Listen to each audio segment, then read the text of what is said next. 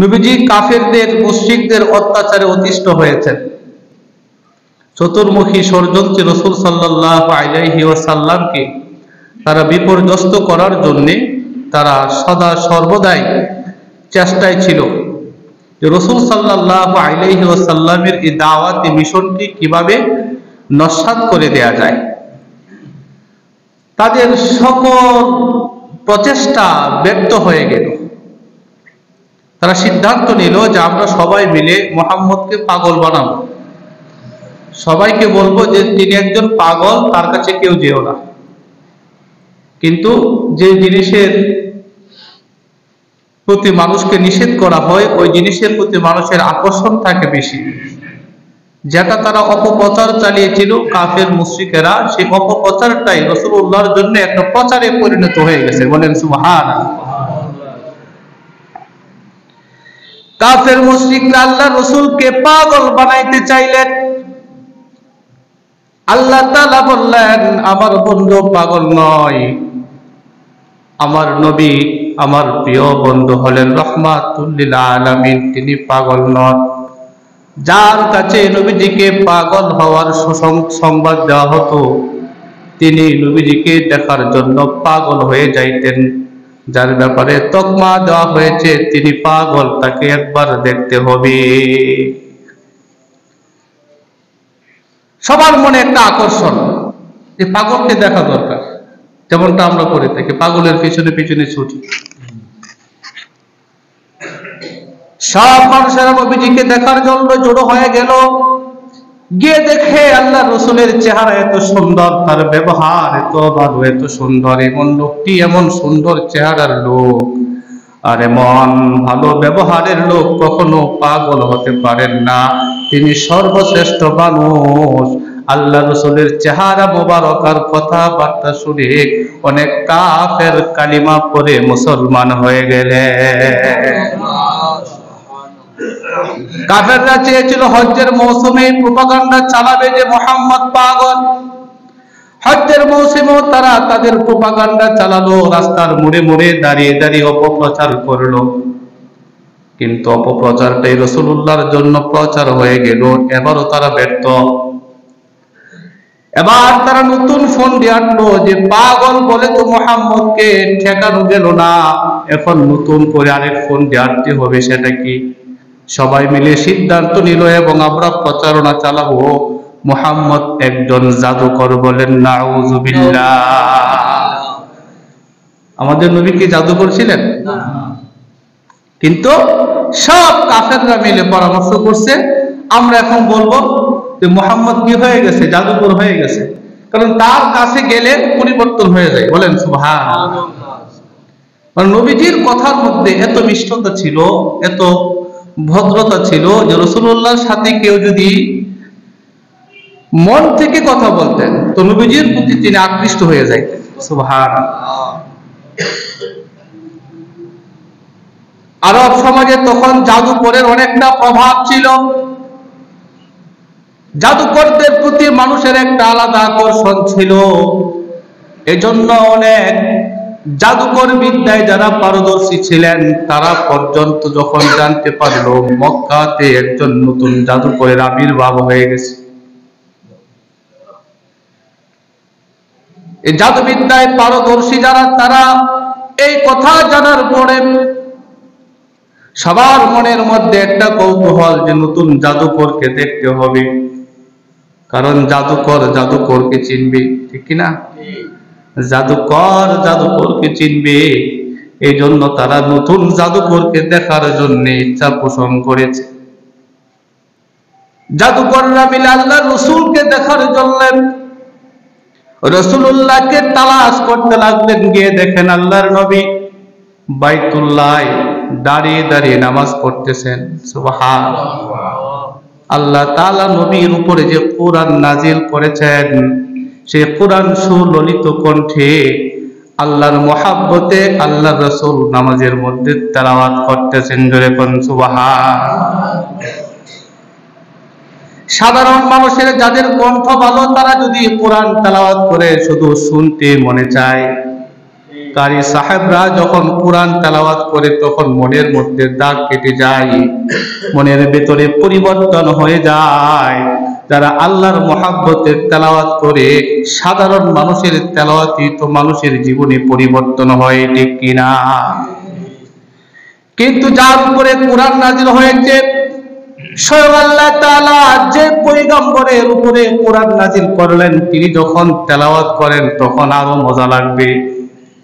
যেমন বাইতুল্লাহ শরীফের ইমাম কারি আব্দুর রহমান সুদাইস, কাবা শরীফের ইমাম, উনি যখন ফজরের ওয়াক্তে কোরআন তেলাওয়াত করে, মানুষ তার কোরআন তেলাওয়াতের মূর্ছনায় মুগ্ধ হয়ে যায়। সুবহানাল্লাহ, মনে হবে যেন এইমাত্র কোরআন নাজিল হইতেছে।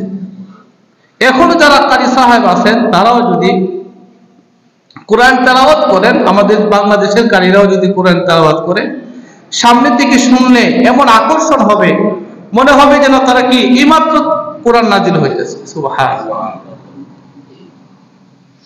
অথচ আমরা অনেকে কোরআনের ভাষা বুঝি না, কোরআনের অর্থ বুঝি না, কিন্তু তেলাওয়াত যখন সুন্দর করে করা হয় তখন মনের মধ্যে একটা আকর্ষণ কাজ করে, আমরা আনন্দিত হয়ে যাই, ঠিক কিনা? আমাদের এই বাংলাদেশে ইসলাম প্রচার করার জন্য ইয়ামান থেকে একজন আল্লাহর ওলি এসেছিলেন, হযরত শাহজালাল ইয়ামানি রহমাতুল্লাহি আলাইহি। ওনার ভাষা ছিল আরবি, কিন্তু বাংলাদেশের মানুষের ভাষা কি ছিল? বাংলা। তার কথা তো কেউ বুঝতো না।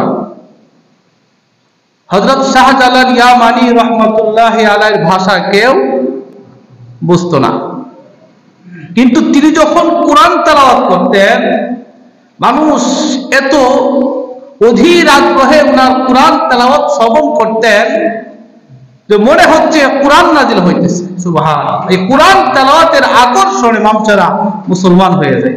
সুবহানাল্লাহ।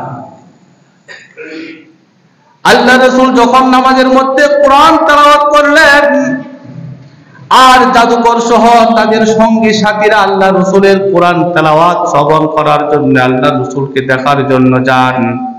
আল্লাহ রাসূলের কোরআন তেলাওয়াত শ্রবণ করে তারা বুঝতে পারলো এত সুন্দর সুন্দর তেলাওয়াত, এত সুন্দর সুন্দর কথা দুনিয়ার কোন জাদুকরের দ্বারা বলা সম্ভব হবে না। আমরা সাক্ষী দিলাম অবশ্যই মুহাম্মদ আল্লাহর রাসূল। কালিমা পড়ে সবাই মুসলমান হয়ে গেল। মানে কাফেররা যত ষড়যন্ত্রই করুক, সব ষড়যন্ত্র কি হয়ে যায়? ব্যর্থ হয়ে যায়। এবার তারা সিদ্ধান্ত নিল, পাগল বললাম ব্যর্থ হয়ে গেল, মুহাম্মদকে আমরা জাদুকর বললাম এটাও ব্যর্থ হয়ে গেল, এখন আর পাগল বলবো না, জাদুকর বলবো না, এখন আমাদের ফর্মুলা পাল্টাইতে হবে। কোন ফর্মুলা কি? মুহাম্মদকে হত্যা করতে হবে, মুহাম্মদকে অপমানিত করতে হবে, হত্যা করতে হবে, এরকম ফন্দি তারা আটতে লাগলো। তখন থেকে তারা আল্লাহ রাসূলকে যেখানে পাইতো সেখানে নবীজির উপর আক্রমণ করতো। বলেন নাউযুবিল্লাহ।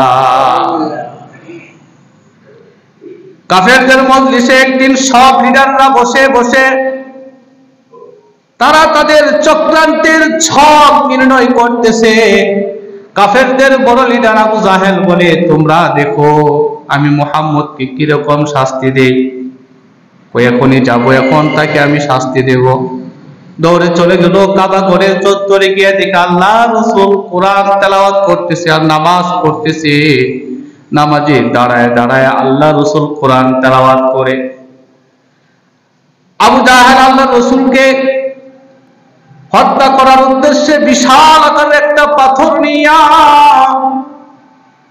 উপর করে আল্লাহ রাসূলের দিকে যখন অগ্রসর হতে লাগলো, আবু জাহেল বিশাল আকারের পাথর নিয়ে আল্লাহ রাসূলের কাছাকাছি চলে আসলো। আর সব কাফেররা দূর থেকে এই দৃশ্যগুলো দেখতেছে। সবাই মজা নিবে যে মুহাম্মদ এবার আবু জাহেলের দ্বারা হত্যা হবে।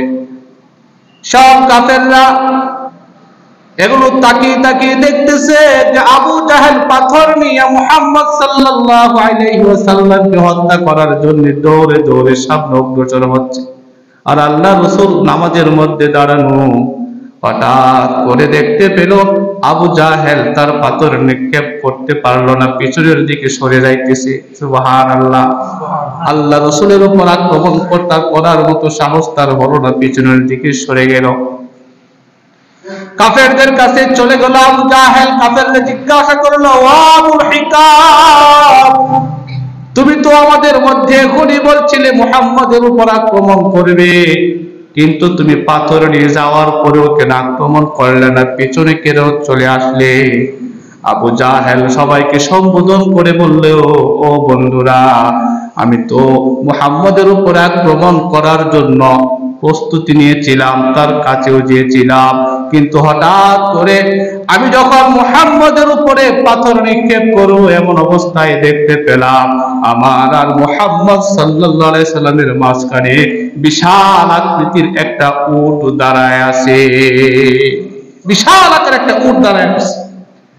এমন ভঙ্গিতে দাঁড়ানো, মনে হচ্ছে আমি যদি আর একটু সামনে অগ্রসর হই উট আমাকে খেয়ে ফেলবে। আমার চোখের সামনে এমন বিশাল আকারের একটা উট দাঁড়িয়ে থাকার কারণে আমি ভীত সন্ত্রস্ত হয়ে গেলাম। এই জন্য আমি পাথর নিক্ষেপ না করে তোমাদের মধ্যে ফিরে এসেছি। রক্ষা করছেন কে? আল্লাহ। আরেকদিন আল্লাহ রাসূল নামাজ পড়তেছে। আল্লাহ রাসূল নামাজ পড়তেছে কাবা ঘরের চত্বরে। কাফেররা তাদের ষড়যন্ত্রের অংশ হিসেবে রাসূলুল্লাহর উপরে আক্রমণ করবে, এই জন্য উটের নাড়ি বলে নিয়ে তারা রেডি। তো নবীজি যখন সিজদায় যাবে এমন অবস্থায় নবীজির ঘাড়ের মধ্যে উটের নাড়ি বলে ফেলে দিবে। কন্যা নাউজুবিল্লাহ।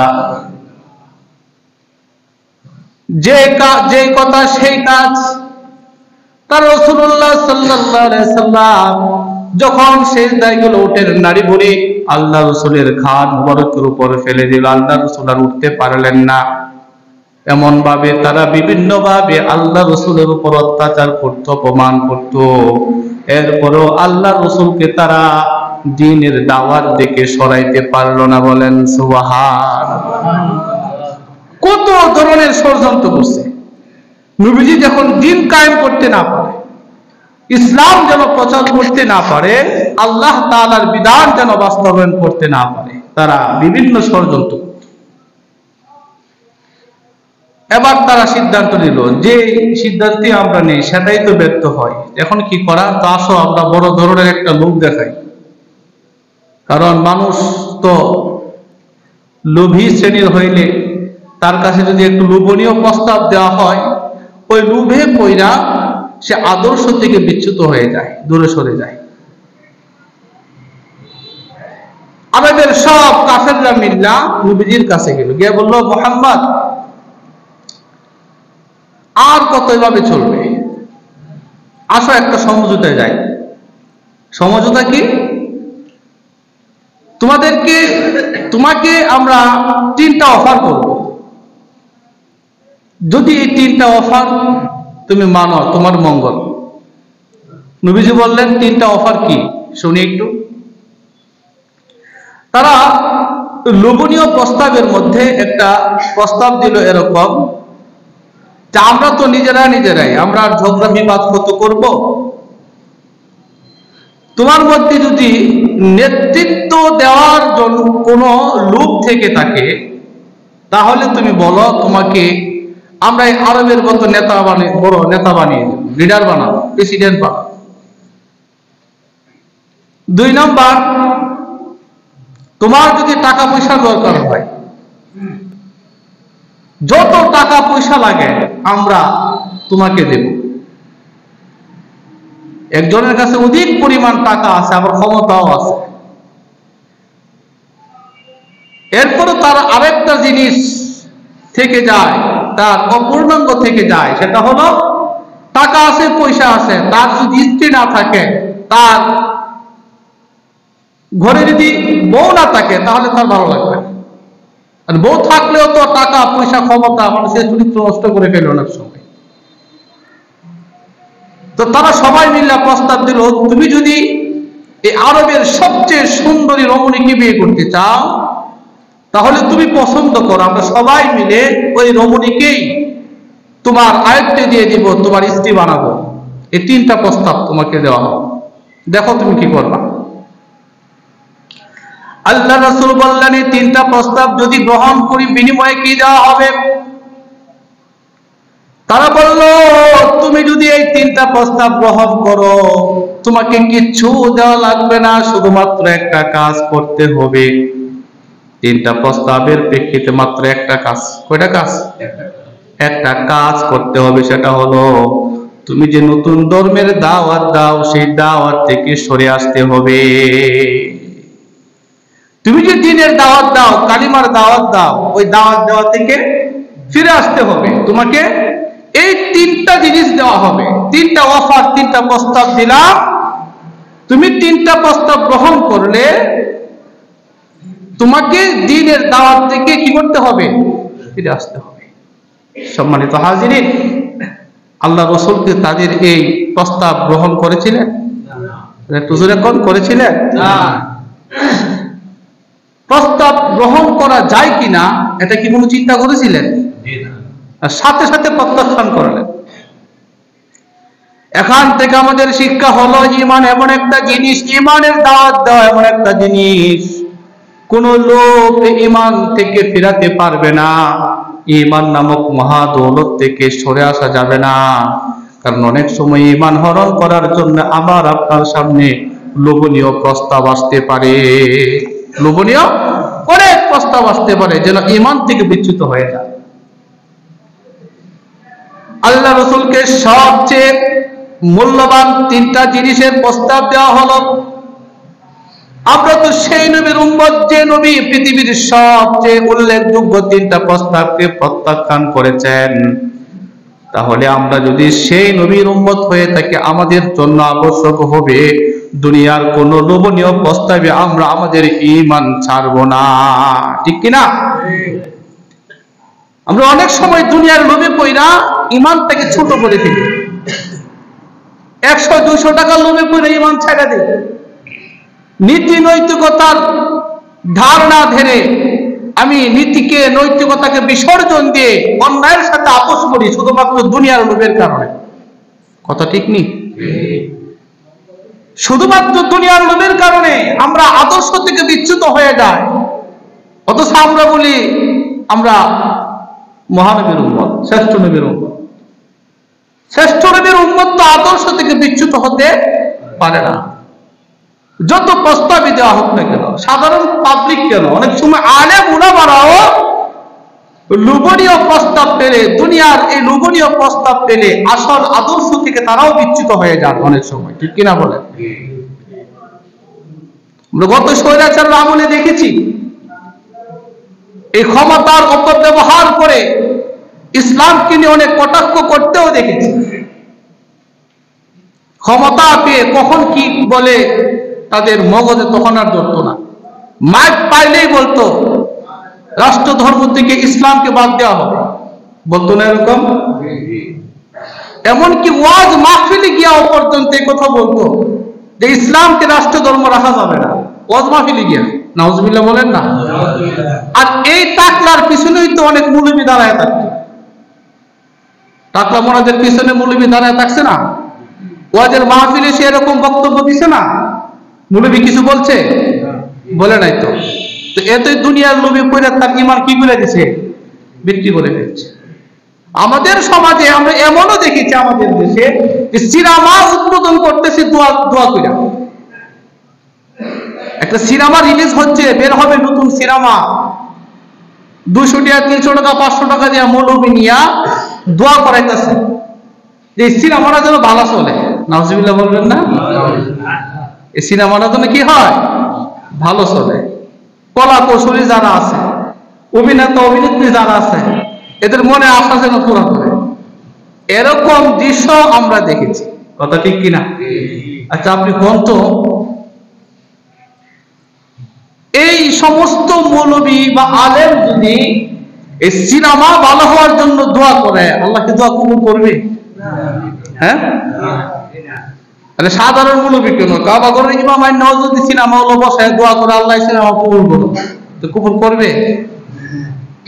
এরাই নীতি নৈতিকতা বিবর্জিত, নীতি নৈতিকতাকে তারা বিসর্জন দিয়ে তারা আল্লাহ রসুলের আদর্শ থেকে তারা ফিরে গেছে, বিচ্যুত হয়ে গেছে। এজন্য প্রকৃত কোন আশেক, আল্লাহ তাআলার কোন বান্দা, মহানবীর কোন উম্মত তার সবকিছু বিসর্জন দিবে, কিন্তু ঈমান বিসর্জন দিবে না। অনেক সময় বিবাহের অনুষ্ঠানে গান বাদ্য হয় না, ঢোল বাজনা আনে না, দেখছি আইনা অনেক ধরনের অশ্লীলতা করে না, অশ্লীল শব্দে গান বাজনা বাজানো হয়। বাড়িতে মুরব্বীরাও থাকে, তারাও কিছু বলতে পারে না, ছেলেরা আনে দুধ দিয়ে যদি ফুলাভানে আনছে দেয়নি, এরকম দুধ দেয় কিনা, ফুলাভানে আনছে, এই কথা বললে কি পার পাওয়া যাবে? তখন ওই বিবাহের অনুষ্ঠানে বা ওই অনুষ্ঠানেই তো আমাদেরকে দাওয়াত দেয় দোয়া করার জন্য, করেন এরকম? যদি একটু দোয়া করেন, কে লেগা? তো বিবাহটা যেন ভালো হয়। গান বাজনা করায় আপনি হারাম কাজ করবেন, গজব দায়িত্ব আনবেন, আর আমার এই 200 টাকা ধরায় কইবেন যে বরকতের জন্য দোয়া করেন, এই দোয়া আল্লাহ কবুল করবো? হ্যাঁ, আপনি বরকত পাইতে হলে আগে আপনাকে ওই হারাম কাজগুলো ছাড়তে হবে, ওই হারাম কাজগুলো ছাড়তে হবে। যদি এই হারাম কাজের কারণে আমরা না যাই কোন অনুষ্ঠানে, যেখানে গান বাজনা করতেছেন, বিবাহ করাইতেছেন, বিবাহ করানো এটা তো একটা দায়িত্ব, ফরজ কাম, এটা দায়িত্ব, কিন্তু ওইখানে যখন গুনাহ আপনি নিয়ে আসছেন, হারাম কাজ নিয়ে আসছেন, ওই হারাম কাজ যেখানে হবে সেখানে অংশগ্রহণ করা আমাদের জন্য জায়েজ নেই। কারণ গেলে তাকে কি করা হলো? সমর্থন দেওয়া হলো। যখন আমরা এরকম অনুষ্ঠানকে ফিরাই দিই, এই অনুষ্ঠানে আমরা না যাই, তখন ওই বাড়ি থেকে দরবার আসে, বলে হুজুরে হিংসা করে। হুজুরে কি করে? হিংসা করে। হুজুর আমরা দেখতে পারে না, আসলে কি তারা দেখতে পারে না এই কারণে আমরা গেছি না, নাকি সে যে একটা সুন্নাহ অনুষ্ঠানের মধ্যে, একটা শরীয়ত সমর্থিত অনুষ্ঠানের মধ্যে যখন হারামের সংমিশ্রণ ঘটাইছে, ওই হারামকে যেন আমার সমর্থন দিতে না হয়, এজন্য আমরা সেখানে যেতে চাই না। কিন্তু সে নিচে কোন জায়গার মধ্যে হুজুরে কি করছে? হিংসা করছে। আসলে কি তাই? এটা আমার দায়িত্ব। এই জন্য আগ থেকে সতর্ক থাকবেন। যে সমস্ত অনুষ্ঠানে মনে করবেন যে এগুলো আনতে হবে আপনার, ওই অনুষ্ঠানে আমাদেরকে দাওয়াত দেওয়ার দরকার নেই। আমরা চাই না এরকম অনুষ্ঠানে যাইতে। আর এমনিও তো আমাদেরকে ভালো অনুষ্ঠানে দাওয়াত দেয়ও না, মানুষ মরা ছাড়া। কথা ঠিক নেই? মানুষ যতক্ষণ না করছে, এই মরার দাওয়াত শুধু হুজুর রাখায়। আর স্বাভাবিক পর্যায়ে যে দাওয়াত আছে, ওই দাওয়াত অন্তত হুজুর রাখে তেমন একটা দাওয়াত দেয় না। মনে করে হুজুররা ওইসেই শুধুমাত্র আমার মা বাপ দাদা দাদি মরবো, জান্নাতে যাওয়ার ঠিকা দেবো না, উনি ঠেলা দিয়ে জান্নাতে পৌঁছাই দিন, এ খতম করে পারো হুজুররা দাওয়াত। আমি তো স্বাভাবিক প্রক্রিয়ার যে দাওয়াত হয়, ওই দাওয়াত গুলো তো খুব কমই হুজুরদেরকে দাওয়াত দেওয়া হয়, আপ্যায়ন করা হয়। কারণ তারা জানে ওই অনুষ্ঠানের মধ্যে গান বাজনা করবো, নাচানাচি করবো, এখন হুজুর আইবো ভালো মানুষ, এটা কেমনে করি? কাজেই হুজুরের না কইলেই ভালো। এরকম হয় কি হয় না? অথচ আমরা মুসলমান। আমরা কি? আমরা দাবি করি আমরা মুসলমান, আমরা শেষ নবীর, শ্রেষ্ঠ নবীর উম্মত দাবি করি। অথচ আমার বিবাহের মধ্যে, আমার অনুষ্ঠানের মধ্যে নবীর সে আদর্শ নাই, নবী সাল্লাল্লাহু আলাইহি ওয়াসাল্লামের আদর্শ নাই। আল্লাহ রাসূল তাদের সবচেয়ে বড় বড় 3টা প্রস্তাবকে প্রত্যাখ্যান করেছেন। আর আমরা সামান্য কয়টা টাকার লোভে আল্লাহ রাসূলের আদর্শকে বিসর্জন দিয়ে হারাম কাজের মধ্যে লিপ্ত হয়ে যায়। কথা ঠিক? এগুলো ছাড়তে হবে আমাদের সম্মিলিত প্রচেষ্টায়, এগুলো ছাড়তে হবে। সামাজিক ভাবেও এই অনুষ্ঠানের মধ্যে গান বাজনা করানো, ডেকচি টানা, ঢোল বাজনা করা, এগুলো নিষিদ্ধ করতে হবে। এগুলো তো অংশগ্রহণ করা যাবে না, এগুলো তো যাওয়া যাবে না। গেলেন তো আপনি সমর্থন করবেন, কৌদুর আত্মীয়তা। আর যে আত্মীয়তা আপনাকে গুনার দিকে ঠেলে নেই, এমন আত্মীয়তার আমার দরকার নেই। যে আত্মীয়তা আপনাকে জাহান্নামের দিকে নিয়ে যাবে, ওরকম আত্মীয়তার কি নাই? দরকার নাই।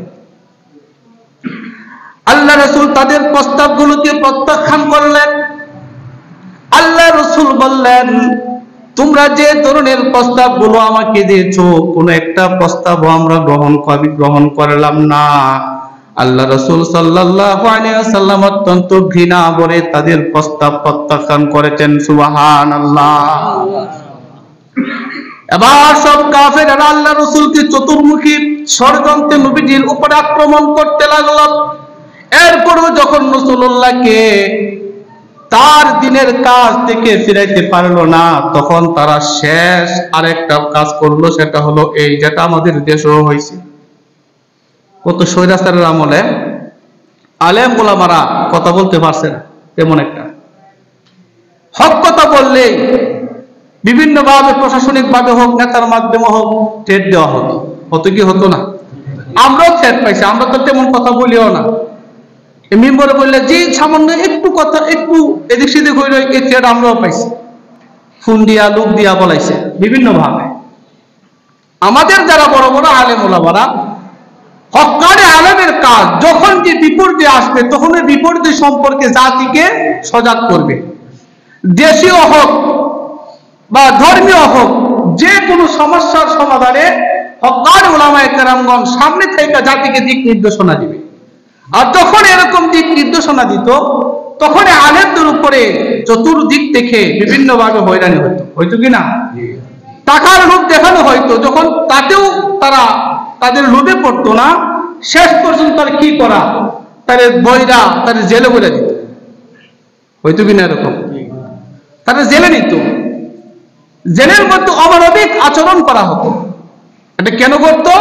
কারণ তাদের যে পূর্বসূরি যারা ছিল, তারা যার অনুসারী, তারা যার মুর্শিদ আবু জাহেল, আবু লাহাব এটাই করত।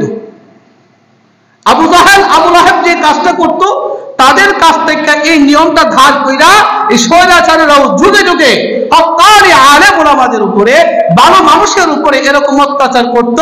কোনো কিছু করতে না পারলে তারে গ্রেফতার করে জেলও করত। কথা ঠিক নেই?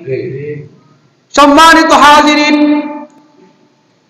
আবু জাহেল, আবু লাহাব, উতবা, সাইবা যখন লক্ষ্য করলো কোনো কিছু তো এই মুহাম্মদ সাল্লাল্লাহু আলাইহি সাল্লামকে তার দাওয়াতি মিশন থেকে ফেরানো যায় না, এখন নতুন ভাবে তারা সিদ্ধান্ত নিল এভাবে হবে না, বাইরে থাকলেই তো মুহাম্মদ এই দাওয়াত দেয়, কাজে এখন থেকে মুহাম্মদকে গ্রেফতার করে জেলও ভরতে হবে। নাউজুবিল্লাহ।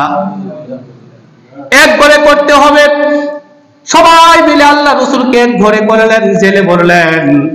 তারা জেলখানার মধ্যে আল্লাহ রাসূলকে গ্রেফতার করে নিয়ে গেল। তারা যে জেলখানার মধ্যে আল্লাহ রাসূলকে গ্রেফতার করলো, সেই জেলখানার নাম ছিল শিয়াবে আবু তালেব। জেলখানার নাম শিয়াবে আবু তালেব। আমাদের দেশে তো জেলখানার নাম আছে, কেরানীগঞ্জ জেলখানা, কাশিমপুর জেলখানা আছে না? আল্লাহ রাসূলকে গ্রেফতার করলো। একা গ্রেফতার করলো না, সব পরিবারে গ্রেফতার করলো। গ্রেফতার করে আল্লাহ রাসূলকে যখন জেলখানায় আবদ্ধ করে রাখলো, আল্লাহ রাসূল সব পরিবারে আবদ্ধ হয়ে গেল। অনেক সাহাবীরা জিজ্ঞাসা করলো, ইয়া রাসূলুল্লাহ, আমরা কি করব? আল্লাহ রাসূল সাহাবীদেরকে বললেন, তোমরা আবিসিনিয়ায় হিজরত করো। অনেক সাহাবী আবিসিনিয়ায় হিজরত করে চলে গেল। আর এভাবে আল্লাহ রাসূল শিয়াবে আবি তালেব জেলখানার মধ্যে আবদ্ধ। তারা জেলখানার মধ্যে কেমন কষ্ট দিত আল্লাহ রাসূলকে দেখেন। আল্লাহ রাসূল জেলখানার মধ্যে আবদ্ধ, নবুয়তের ৭ম বছরে।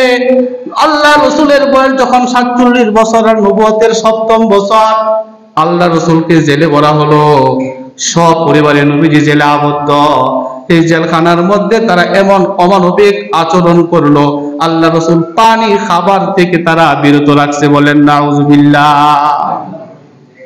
দুনিয়ার এই জেলখানাতে তো আসামিকে বাঁচিয়ে রাখার জন্য অন্তত 2 বেলা রুটি দেয় না? একটা কথা তো আছে, প্রবাদ বাক্য তো আছে, জেলখানার সম্বল থালাবাটি কম্বল। কিন্তু আল্লাহ রাসূলকে তারা খাবারও দেয় না, পানিও দেয় না, কোনো কিছু দেয় না।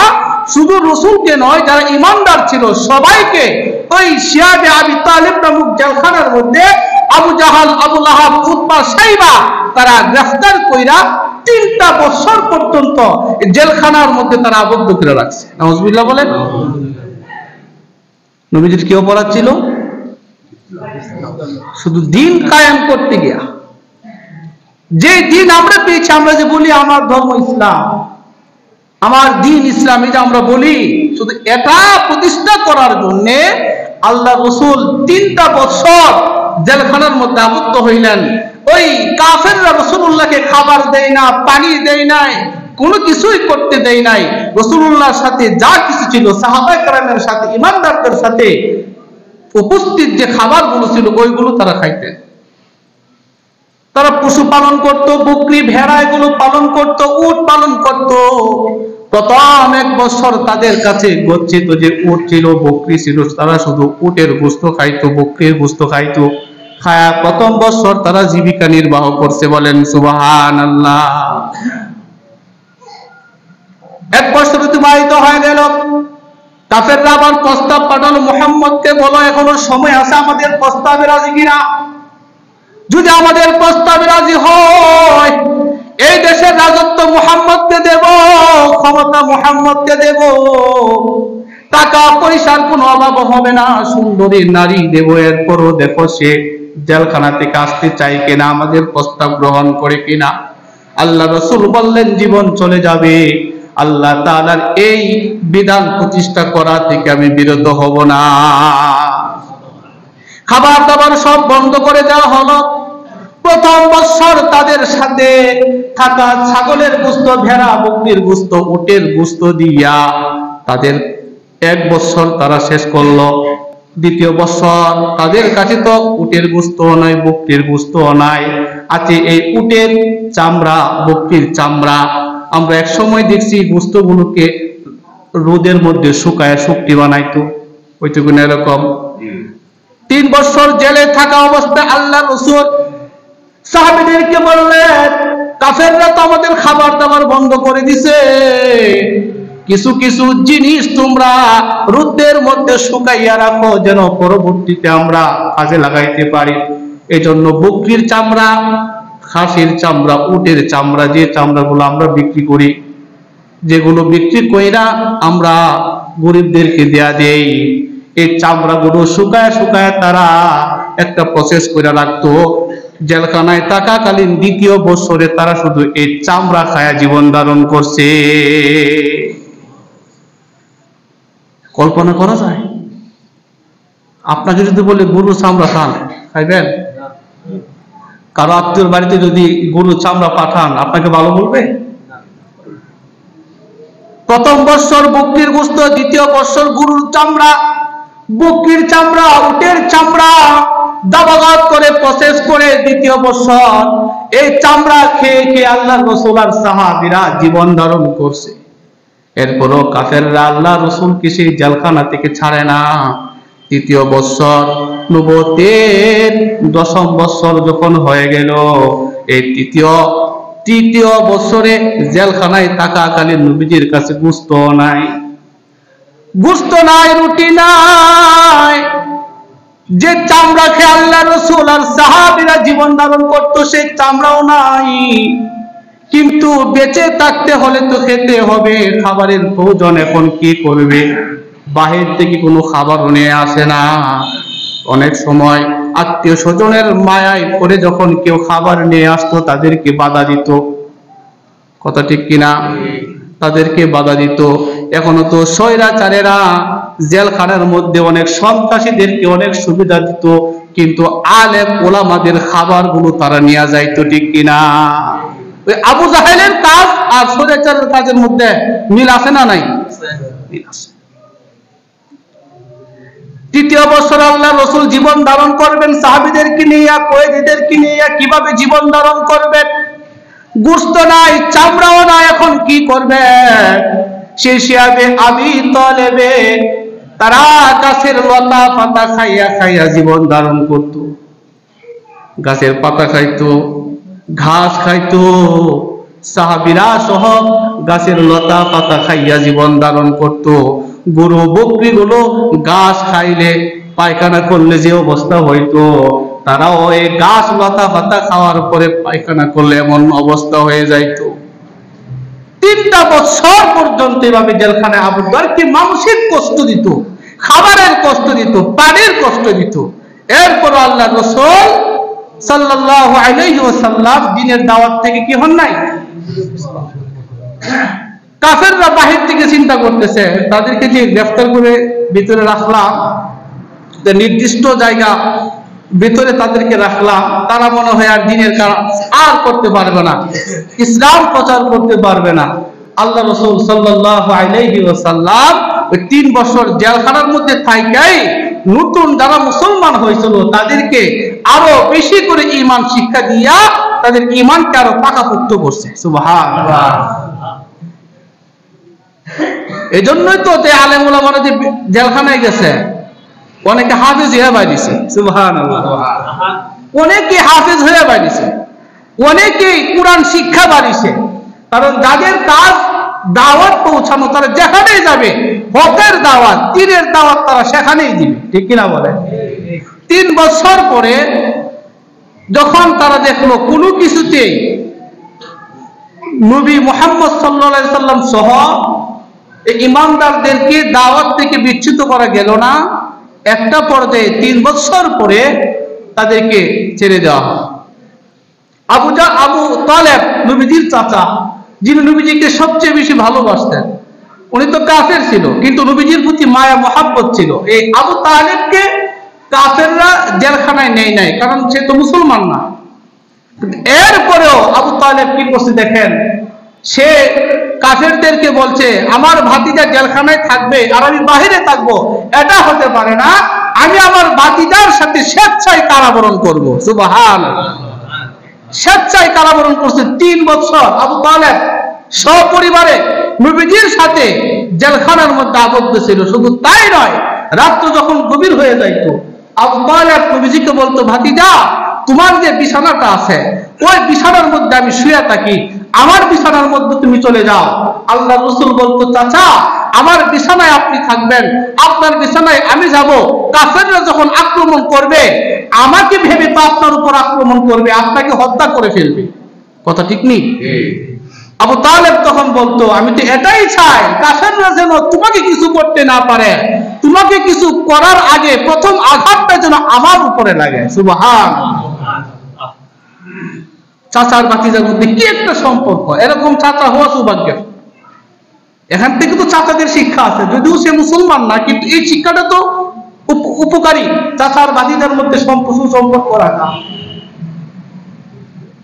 আর আমাদের এখানে আমাদের দেশে প্রচলন হলো চাচা আপনজান বাঁচা।